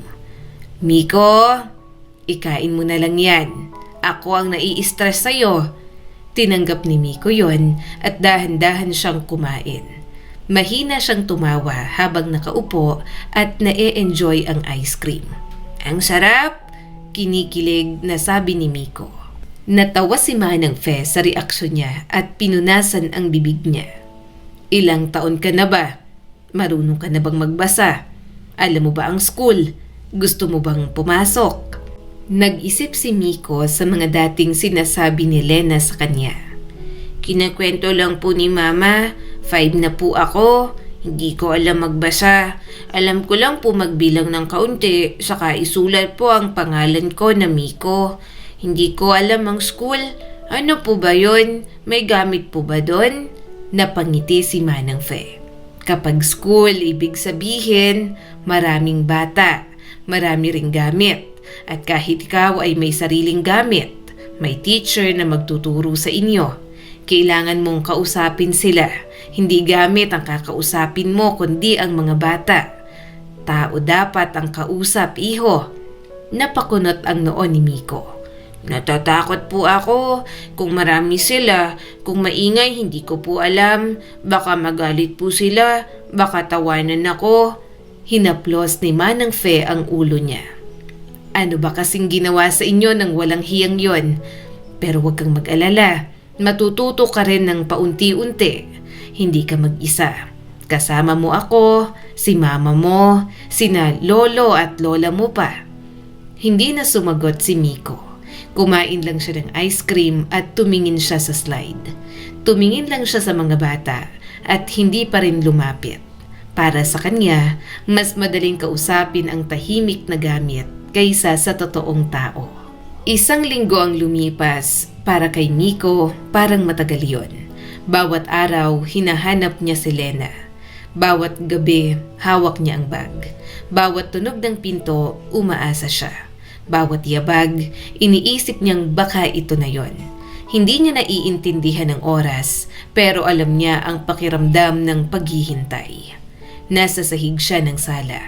Kaunti lang ang laruan sa harap niya. Mas pinipili pa rin niyang kausapin ang maliliit na upuan gaya ng kanyang nakasanayan. Hello? Bulong ni Miko. Wala pa si Mama. Sabi niya babalik siya. Hindi ko alam kung kailan. Naghihintay ako. Huwag ka umalis ha. Hanggang sa narinig niya ang pinto. Napalingon siya agad. Tila huminto ang puso niya. Mabagal siyang tumayo. Natatakot umasa na sana yun na ang kanyang ina. Miko? Nanlaki ang mata niya. Mama? Sigaw niya habang tumatakbo. Bumalik ka na. Hinintay po kita. Hindi ako umalis. Nandito lang po ako. Miss na po kita. Lumuhod si Lena at niyakap siya ng mahigpit. Parang ayaw na rin niyang bumitaw. Miss na rin kita, anak. Pasensya na, natagalan ako. Kailangan ko lang magpagaling, pero nandito na ako. Hindi na kita iiwan. Humihikbi si Miko habang yakap ito. Ang mama niya ang kanyang tahanan, ang ligtas niyang mundo, ang tanging nagpapagaan ng lahat sa kanya. Mama, sambit ni Miko habang umiiyak. Natakot po ako. Malaki ang bahay. Wala ka po rito kahit palagi ka pong kinikwento ni Manang Fe nung bata ka po. Kinakausap ko na lang po ang mga gamit dito, Mama. Napangiti si Lena at hinaplos ang buhok niya. Miko, anong ginawa mo habang wala ako? Marami ka nang ginawa? Anong mga pagkain ang pinakain sa'yo ni Manang Fe? Lumabas ka ba? May nakilala ka ba? Tumango si Miko. Mama, dinala po ako ni Manang Fe sa playground na maraming bata. Maingay sila kaya nga po natakot ako. Hindi po ako sanay kaya kinausap ko na lang po ang swing. Kumain din kami ng ice cream, taho, cotton candy at kung ano-ano po, Mama. Ang dami pong alam ni Manang Fe. Natawa si Lena ng mahina. Talaga? Mabuti naman at inalagaan ka rito. Yaya ko siya nung bata pa ako. Ang tapang mo naman, anak. Lumabas ka. Nakakita ka ng ibang mundo. Hindi ka na lang sa loob. Umupo si Miko sa harap ng kanyang mama. Tinitingnan ang mukha nitong medyo naghihilom na ang mga sugat. Mama, mas okay ka na po ba? Hindi na po ba masakit? Hindi ka na po ba nasasaktan? Dito ka na? Kasama mo po ako? Tumango si Lena at hinawakan ang kanyang kamay. Dito na tayo, anak. Malaya na tayo. Pareho na tayong babalik sa school. Mag-aaral tayo. Matututo tayo. Napakunot ang noo ni Miko. School? Yung sinabi po ni Manang Fe na maraming bata? Maingay? Kakausapin ko po sila? Natatakot po ako. Hinawakan ni Lena ang kamay niya. Marami na kaming kasama mo, anak. Alam kong mahihirapan ka dahil hindi ito ang nakasanayan mo. Pero ito ang mundong para sa atin. Pareho tayo, hindi ka nag-iisa. Mag-aaral tayo, babalik ako sa pag-aaral at ikaw magsisimula pa lang. Tahimik lang si Miko. Iniisip niya yon. Para sa kanya, mahirap lahat ng pagbabagong yon. Pero masaya si Lena, kaya dapat ay masaya rin siya. Huminga ng malalim si Miko. Para sa kanya, parang malaking hakbang yon. Gayunpaman, pinilit niyang ipakitang excited siya. Masaya ang mama niya roon, kaya magiging masaya naman siguro siya. Niyakap siya ni Lena. Anak, kahit malaki ang mundo, basta kasama mo ko, hindi mo kailangan matakot, ha? Napangiti na lang si Miko. Katulad ng sabi ng kanyang ina, inasikaso na nga para makapasok siya sa school. Pati si Lena, nakita niyang nakasuot ng uniform kaya napangiti siya. Nagagandahan si Miko sa mama niya na halatang masaya. Magkaiba ang school natin anak, pero hindi mo kailangan mag-alala. Sasamahan ka naman ni Manang Fe sa school, saad ng kanyang mama habang sinusuklayan siya. Tumango naman siya kaagad. Okay po mama, mag-iingat ka po ha. Natawa naman ito. Mag-ingat ka rin anak, pero sasamahan muna kita para makita ko ang classroom mo. Unang araw ng school, hawak ni Miko ang maliit niyang bag. Nakasabit yon sa balikat niya. Gusto niya siyang magbuhat kahit nagpepresenta pa si Manang Fe. Mama, Bulong niya habang nakahawak sa kamay ni Lena. dito na ba? Ito na po ba yung school? Ang daming bata. Maingay sila, natatakot po ako. Pwede po ba na umuwi na lang? Lumuhod si Lena sa harap niya. Miko, sandali lang naman dito. Papasok ka lang para matuto ka at magkaroon ng maraming kaibigan. Hindi ba ganito ang napapanood mo sa TV dati? Ganito lang yon. Ngayon, personal mo na silang nakakasama at nakakausap. Nasa labas si Manang Fe. Hindi siya uuwi. Susunduin ka rin agad. Hindi ka nag-iisa.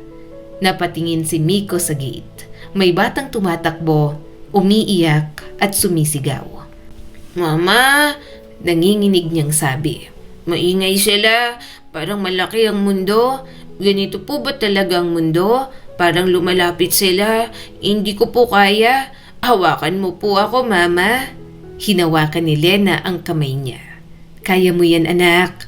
Wala kang dapat ikatakot. Walang mananakit sa atin dito kasi malaya na tayo. Matapang ka. Masasanay ka rin. Gusto naman yun gawin ni Miko. Ang masanay sa buhay na yon. Ang alisin ang alaala ng 4 na sulok ng kwartong nagsilbing bilangguan nila. May ideya na rin naman siya dahil sa mga napapanood noon sa TV. Pero para kay Miko, iba pala talagang pakiramdam kapag personal na. Hindi niya maintindihan kung bakit kahit malaki ang mundong ginagalawan niya ngayon, parang unti-unting yung sumisikip sa buong paligid niya. Ilang sandali pa ay dinala siya sa loob. Naupo siya sa maliit na upuan pero hindi siya mapakali. Nakatingin lang sa sahig. Naririnig niya ang sabay-sabay na boses. Para sa kanya, parang humahalo sa kanya at parang umiikot. Hanggang sa tuluyan na siyang napaluha. Mama, Umiiyak niyang sabi. Lumapit ang teacher. Miko, okay lang? Umupo ka lang. Magdodrawing tayo. Nasaan ang crayons mo? Umiling si Miko at mas lalo pang umiyak. hindi. Gusto ko lang po si mama. Gusto ko po si Manang Fe. Natatakot ako. Maingay po kayong lahat. Hindi ko po kayo kilala. Tumayo siya at agad na tumakbo sa pinto. Nakita niya si Manang Fe sa labas. Agad itong napatayo nang makita siya. Natigil pa nga sa pakikipagtsismisan sa ibang mga yaya. Lalong lumakas ang iyak ni Miko. Diyos ko, anong nangyari? Tanong ni Manang Fe sa kanya. Manang, Sigaw niya. kunin mo na lang po ako. Hindi ko po kaya. Maingay, malaki at natatakot po ako sa lahat. Lumapit si Manang Fe at hinawakan siya. Sandali lang, tapusin mo lang. Matututo ka. Ganyan talaga kapag kinder. Pero umiling si Miko. Umiiyak pa rin siya. Ibang dahilan ng kanyang pag-iyak. Hindi yon simpleng takot lamang na iniwan siya ng magulang sa isang classroom. Masyado siyang na-overwhelm sa dami ng nangyayari sa kanyang paligid. Hindi po, Manang Fe. Parang kinakain po ako. Parang malaki lahat at parang nawawala po ako. Gusto ko na pong umuwi. Niyakap siya ni Manang Fe para kumalma. Nang maramdaman niya ang haplos nito sa kanyang likod, bahagyang gumaan ang kanyang kalooban. Kinausap na muna nito ang teacher niya. Tumangon na lang ang teacher at tiningnan siya. Mas lalo namang humigpit ang hawak ni Miko kay Manang Fe. Pag-uwi nila, tahimik na lang talaga si Miko. Hindi siya nagsasalita. Nakaupo lang at kinakausap ang maliliit na unan. Sobrang ingay sa school. Natakot ako. Kaya umuwi na lang kami ni Manang Fe. Narinig yon ng lola niya. Napatingin siya rito at nahuli niyang nagkatinginan sila ng kanyang lolo. Nag-usap ang mga matatanda nang makauwi ang mama niya. Siya naman nanatiling naglalaro kasama ang mga gamit na kaibigan niya. Kinabukasan, may pinuntahan sila. Hindi nakasuot ng uniform kaya alam niyang hindi sa school. Nang tinanong niya ang kanyang ina kung sa school ba, sinabi nito na pupunta sila sa klinik. Miko, magiliw na tawag ng doktor sa kanya. Ilang taon ka na? May kaibigan ka ba? Tumingin si Miko. 5 na po ako. Marami po akong mga bagong kaibigan. Yung unan, swing, upuan at mesa po. Napatingin ng doktor sa kanyang lola at mama. Miko, tanong pa ng doktor. Nagsasalita ba sila sa'yo? Naririnig mo ba sila? Sinasagot ka ba nila? Tumango si Miko. Oo naman po. Sinasabi nila na okay lang. Sinasabi nilang nandito sila. Hindi sila aalis. Kaya gusto ko po sila. Tahimik ang doktor habang may sinusulat sa papel na nasa harap nito. Ilang sandali pa ay muli itong tumunghay at ngumiti sa kanya. Miko, maglalaro tayo. May drawing at may blacks. Pwede mong ipakita kung sino ang kausap mo. Tumango si Miko. Una muna, pinag-drawing siya. May mesa, unan at maliit na bata. Ito po ako. Ito naman po ang mga kaibigan ko. Nandito kami at tahimik lang po kapag naglalaro. Hindi niya alam kung ano ang nangyayari, pero sunod-sunod siyang bumalik. Paulit-ulit ang tanong at paulit-ulit ang laro na ginagawa niya sa klinik. Isang araw, narinig niya ang lola niya at ang doktor na nag-uusap. Childhood onset schizophrenia, sabi ng doktor. Kailangan ng therapy at ng tulong ng apo ninyo. Unti-unti natin siyang gagabayan hanggang sa makaya niya na. Hindi naiintindihan ni Miko kung ano ang ibig sabihin nun. Narinig lang niya ang mga salita. Pero sa tono ng mga pinag-uusapan ng mga ito, parang may problema sa kanya. Mama? Bulong niya habang nasa sasakyan sila. May sakit po ba ako? Bakit may sinasabi po sila? May mali po ba sa akin? Hinawakan ni Lena ang kanyang kamay. Aayusin lang. Tutulungan ka para hindi ka matakot at para maging masaya ka. Huwag ka sanang matakot sa kanila. Kahit ako tinutulungan nilang maging masaya ulit. Tumango na lang si Miko. Hindi niya naiintindihan. Pero alam niyang may ginagawa ang mga tao sa kanya. Sa school, pinapayagan pumasok sa loob si Manang Fe. Kaya kahit papaano ay nababawasan ang kaba ni Miko. Sa therapy, tinuturuan siya ng kung ano. Kinu-question ang takbo ng kanyang isipan. Minsan, naiiyak na lang siya kapag hindi niya kinakaya ang mga tanong sa kanya. Pero may paraan din ng doktor para mapakalma siya. Para kay Miko, simple lang. May ginawa ang matatanda para maging okay siya. Para hindi na siya matakot sa malaking mundo. Para mas marinig niya ang totoong tao kaysa sa tahimik na mga gamit na inaakala niyang maingay. 2 taon ang lumipas. Para kay Miko, parang mas lumaki ang mundo pero hindi na siya masyadong natatakot. Hindi na niya gustong magtago sa sulok. Nakakapasok na siya sa school. Nakikipag-usap na siya sa ilang bata.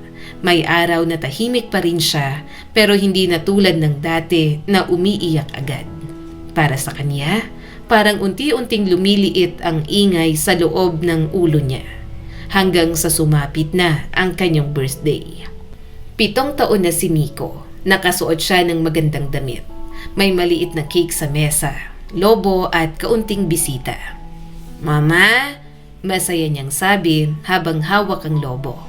birthday ko na. 7 taon na po ako. Malaki na po ba ako? Ngumiti si Lena at hinaplos ang ulo niya. Oo, malaki ka na. Ang tapang mo na. Ang dami mo ng kaibigan. Ang dami mo ng natutunan.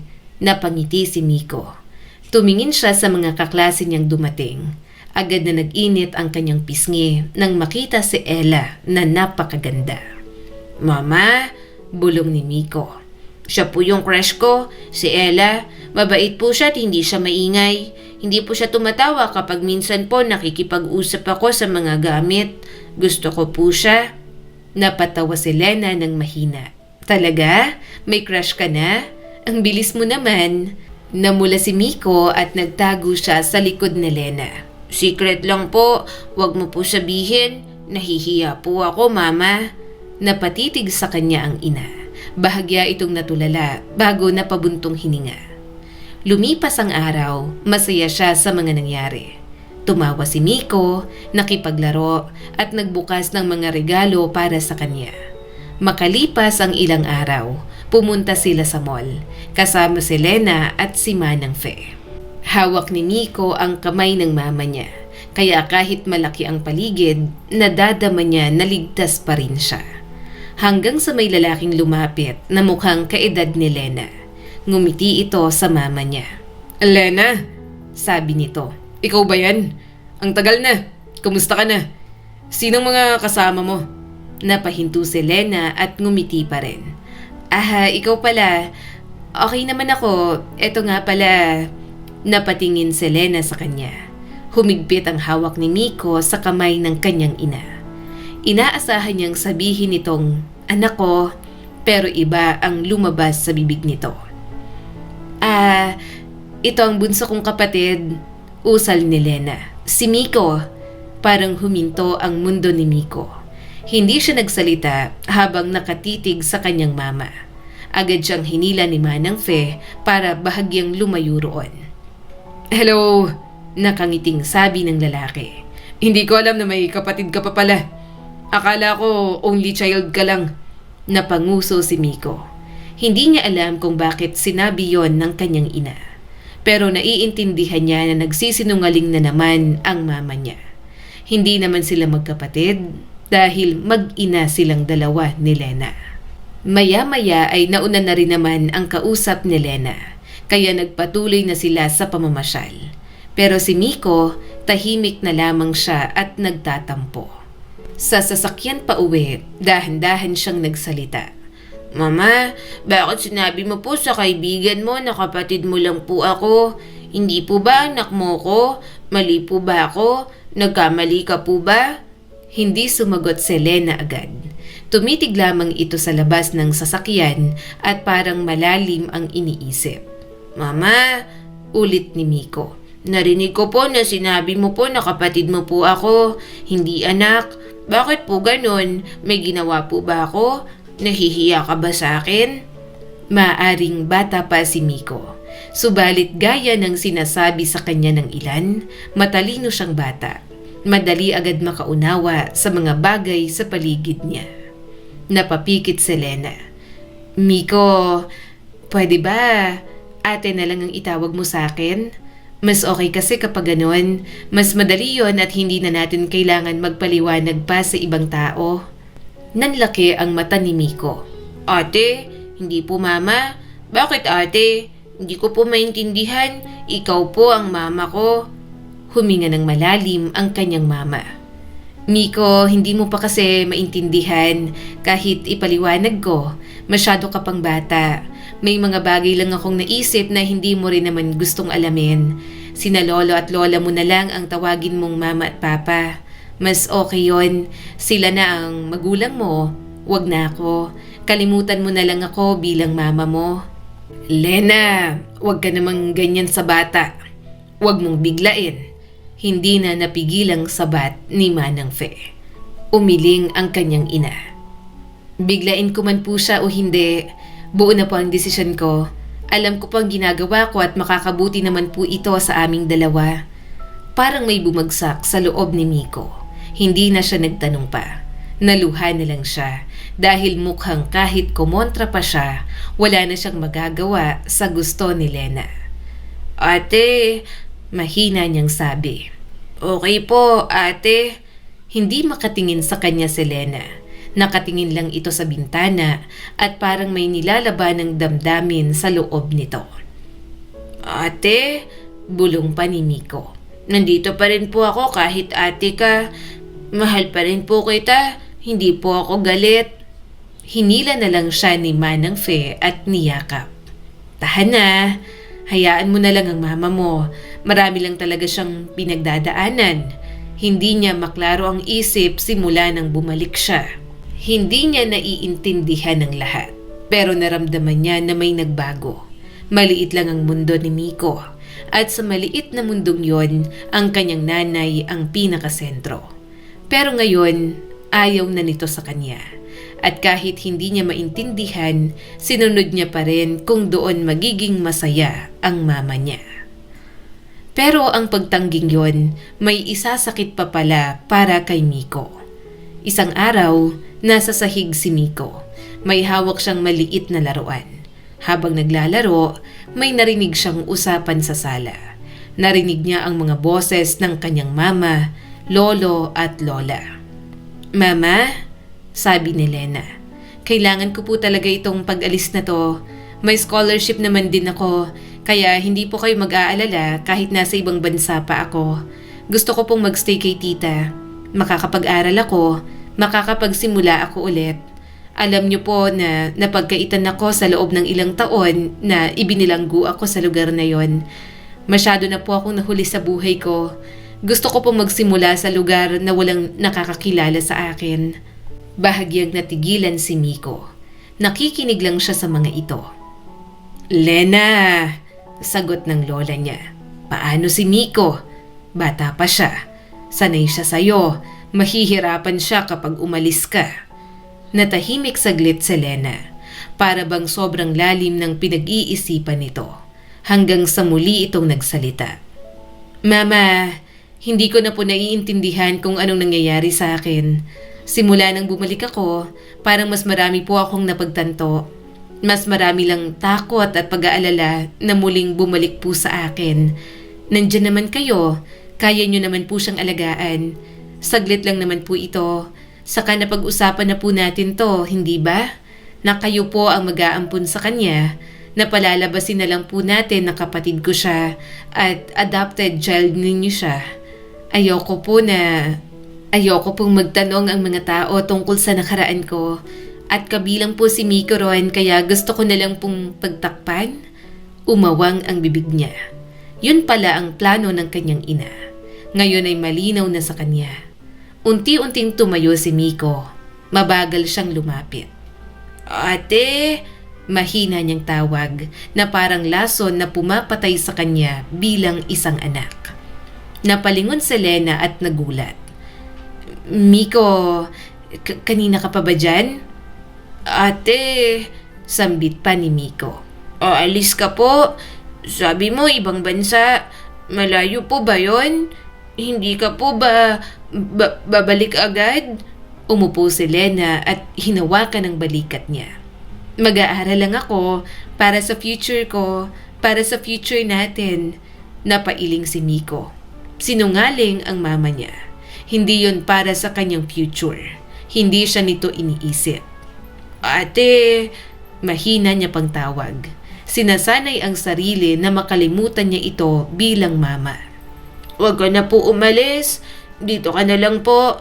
Natatakot ako. Kapag wala ka, tahimik. Kapag wala ka, malaki ang bahay.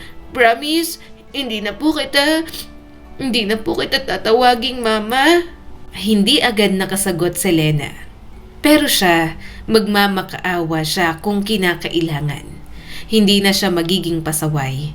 Hindi na siya magtatanong. Gusto niya lang manatili ito kahit na ate ang tingin dito ng lahat sa kanya. Miko, sabi niya, kailangan ko to para maging okay ako, para maging mas maayos ang buhay ko. Napaluha si Miko. Ate, hindi ba okay na tayo? Nandito ka na po. Nandito na po ako. Maayos na po tayo sa school. May kaibigan na po ako. Hindi na po ako pasaway. Bakit kailangan mo pa umalis? Tahimik lang si Lena, hindi makatingin sa kanya ng diretso. Ate, Ulit ni Miko habang nanginginig na sa pag-iyak. wag na. Mag-aaral ka dito. Wag ka nang lumayo. Hindi ko po kaya. Hindi na nga po ako tatawag na mama. Lumapit ang lola niya at hinaplos siya sa likod. Miko, maiintindihan mo rin na kailangan ito ng mama mo para ito sa kanya. Pero sa ngayon, hindi mo pa talaga maiintindihan dahil bata ka pa. Umiling si Miko. Hindi na niya napigilan. Namumuo ang galit at hinanakit sa kanyang kalooban. Hindi niya matanggap na paulit-ulit na sinasaktan ng kanyang ina ang damdamin niya. Ate, Umiiyak niyang sabi. simula nang lumabas tayo, nagbago ka. Dati mama kita, ngayon ate ka na. Dati yakap mo ko, ngayon malayo ka na. Dati ako lang, ngayon aalis ka pa. Mama, sinungaling ka. Sinungaling. Sabi mo magandang mundo po naghihintay sa atin. Bakit mo po ako iiwan? Nanlaki ang mata ni Lena. Parang hindi ito makapaniwala na sisigawan niya ito. Yun naman kasi ang unang beses na ginawa niya yon. Galit na ang kalooban ng batang si Miko. Parang sasabog na ang kanyang dibdib. Miko, mahina nitong sabi. Humihikbi na siya. Sana hindi na lang tayo nakalaya. Sana doon na lang tayo. Doon mama kita. Doon hindi mo ako tinatanggi. Doon hindi ka umaalis. Tahimik ang lahat habang nakikinig sa kanya. Samantala, nanginginig naman si Lena habang tumutulo ang mga luha. Doon, Tuloy ni Miko at halos hindi na makahinga. doon maliit lang pero magkasama tayo. Dito malaki pero nawawala ka. Parang hindi mo na ako anak. Ayaw mo na sa akin. Ayaw mo nang maging mama ko. Napaiyak na ng tuluyan si Lena. Lumuhod ito sa harap niya. Hindi, anak pa rin kita. Anak, huminto si Lena. Halos hindi nito matapos ang gustong sabihin. Napansin agad yon ni Miko. Tingnan mo na, Sabi niya. Hindi mo masabi na anak mo ko. Tinawag mo akong kapatid. Iiwan mo pa ako. Galit ako sa'yo, mama. Galit po ako sa'yo. Lumapit ang lolo niya at hinawakan ang balikat ni Miko. Miko, tama na. Nahihirapan din ang mama mo sa nangyayari sa inyong dalawa. Hindi ka tinatalikuran. May dahilan lang siya kung bakit gusto niyang lumayo. May intindihan mo rin balang araw. Umiling si Miko habang umiiyak. Hindi dapat. Hindi dapat umaalis ang mama. Hindi dapat iniwan ang anak. Kahit malayo, hindi dapat. Niyakap siya ng lola niya. Miko, mahal ka ni Lena. Mahal ka naming lahat. Hindi mo kailangan maging ganito. Ipapaliwanag namin sa'yo lahat kapag sobrang naiintindihan mo na. Umiyak si Miko sa balikat nito. Kung mahal niya po ako, bakit aalis siya? Kung mahal niya ako, bakit ate na lang po siya? Kung mahal niya ako, bakit ako lang ang naiwan? Natahimik ang lahat. Sa maliit na isip ni Miko, simple lang naman lahat ng problema. Kapag mahal, hindi umaalis. Kapag mama, hindi tinatanggi. Kapag pamilya, hindi iniiwan. At sa unang pagkakataon, naramdaman niyang lumaki ang mundo ulit at siya ang naiwan sa gitna na unti-unting nilalamon. Nang araw ng pag-alis ni Lena, tahimik lang si Miko sa may pintuan. May hawak siyang maliit na laruan. Hindi na siya umiiyak, hindi na siya nagsasalita. Nakatingin lang siya kay Lena na may hawak na maleta. Para sa kanya, parang may pinto na magsasara. Kapag nagsara yon, lalayo ulit ang mundo. Lumapit si Lena at lumuhod sa harap niya. Nanginginig ang kamay nito habang hinahaplos ang kanyang mga braso. Miko, aalis ako pero babalik pa rin ako. Mag-aaral lang ako, hindi ibig sabihin na iiwan kita. Tahimik lang si Miko at tinitigan ng sahig. Ate, okay lang. Hindi ako iiyak. Kaya ko naman po. Dito naman sina mama at papa. Tinawag na niyang mama at papa ang lolo at lola niya.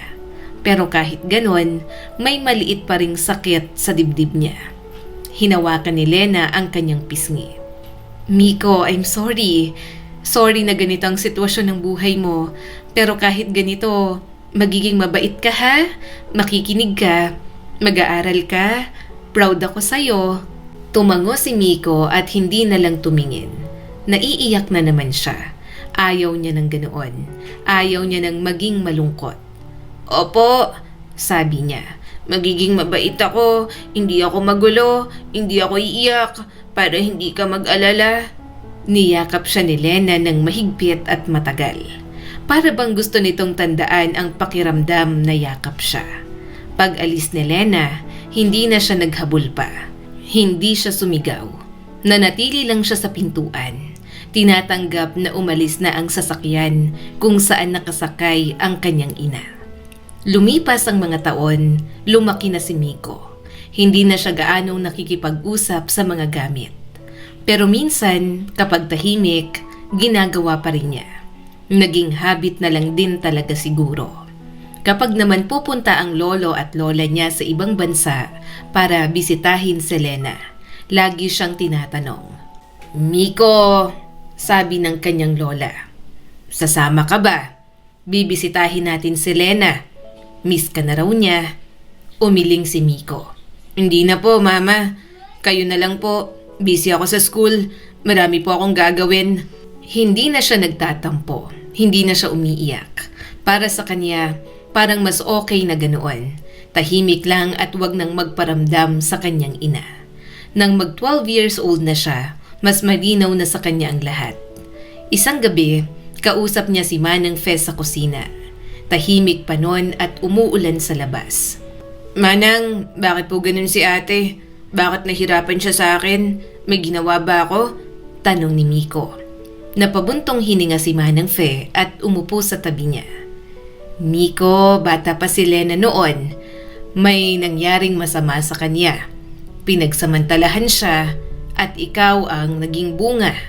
Alam kong alam mo yon, pero siguro noong bata ka pa, hindi mo talaga naiintindihan kung gaano yun kabigat. Napalunok si Miko. Ibig sabihin, hindi niya po ako gusto. Dahil nangyari lang po ako sa taong nanamantala sa kanya. Hinawakan ni Manang Fe ang kanyang kamay. Noon, ayaw niya. Ang sabi niya sa akin, natakot siya nang mabuntis siya ng Rudy na yon. Nasaktan siya at parang mababaliw na. Pero nang pinanganak ka, nagbago ang lahat. Napatingin si Miko. Ako, nagbago po dahil sa akin? Tumango si Manang Fe. Oo, ang sabi niya sa akin noon na ikaw ang naging pag-asa niya. Kahit bilanggo kayo, ikaw ang dahilan kaya siya lumaban. Kahit mahirap at bunga ka ng pananakit sa kanya, minahal ka pa rin niya.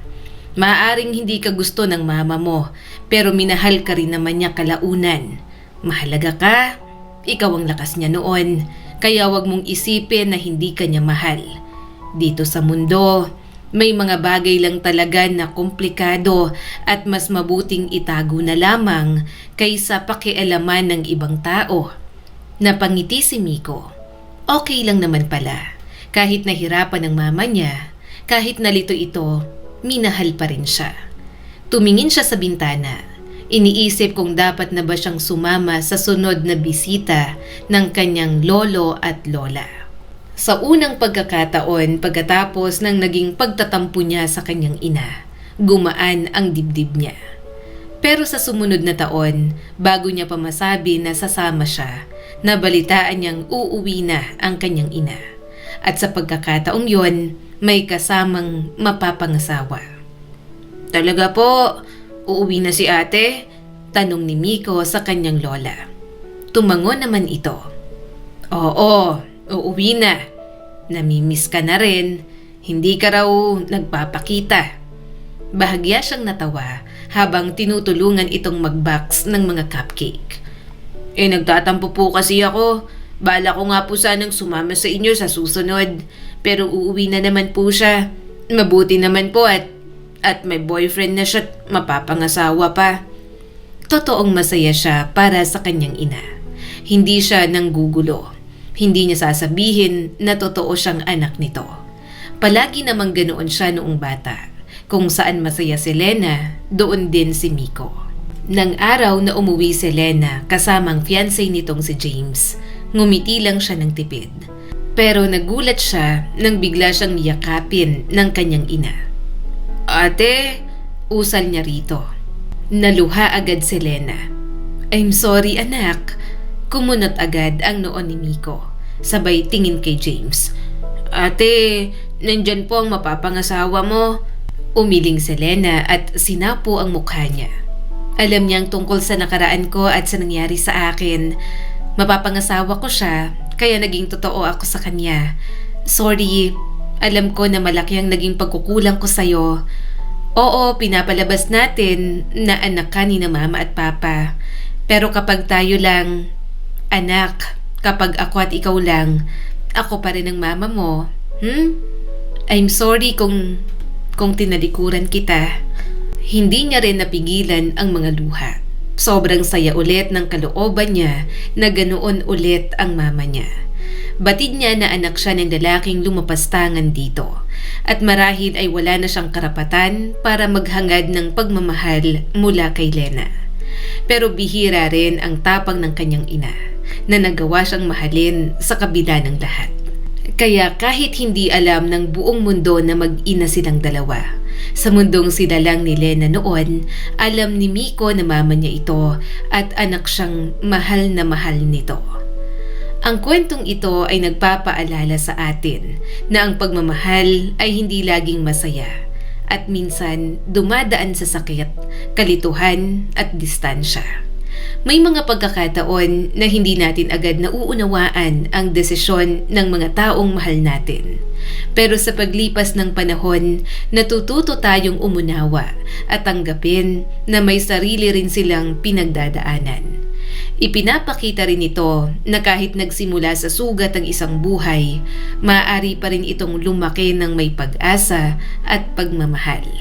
At higit sa lahat, tinuturuan tayo nito na ang tunay na pagmamahal ay hindi nasusukat sa pagiging perpekto, kundi sa kakayahang manatili, umunawa at magpatawad.